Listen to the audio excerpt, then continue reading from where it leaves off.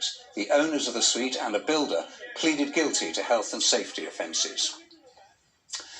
Parts of the region's motorway network have had their speed limit reduced from 70 to 60 miles an hour from today as part of a trial scheme looking at reducing vehicle emissions. Highways England want to examine what effect it'll have on air pollution in the surrounding areas. The lower limits will remain in place for at least a year.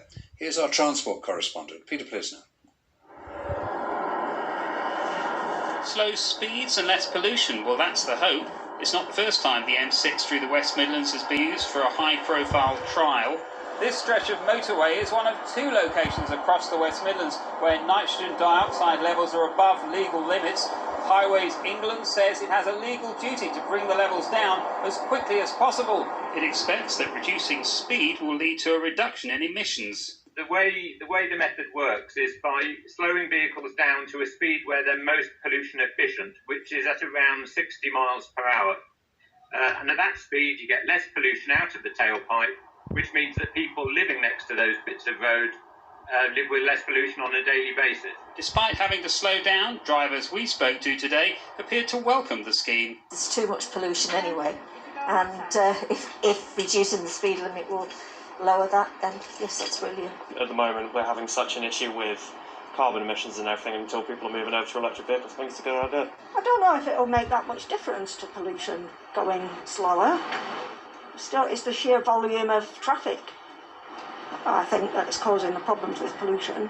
It's not the first time they've reduced speed limits on the region's motorways. Smart motorway systems impose speed limits at peak times to reduce congestion and increase capacity.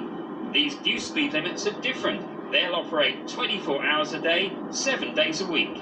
Motoring organisations say the long-term solution lies with cleaner, greener vehicles.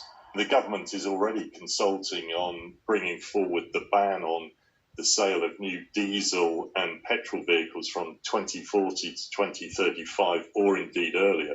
And ultimately, that will be the solution. The trial that started today will be joined by another one on the M5. Both are scheduled to last between 12 and 15 months. Peter Plisner, BBC Midlands Today, on the M6.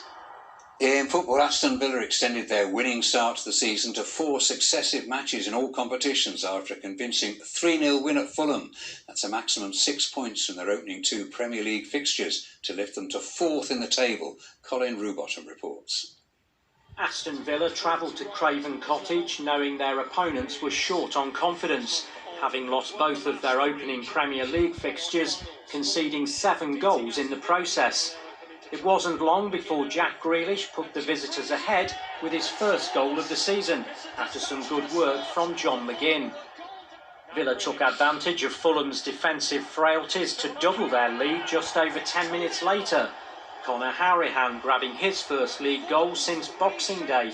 With Villa already in full control, Tyrone Mings struck just after half-time to seal the points.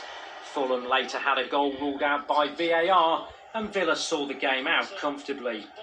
They face Stoke City in the Carabao Cup next before heading to Anfield on Sunday to test themselves against defending champions Liverpool.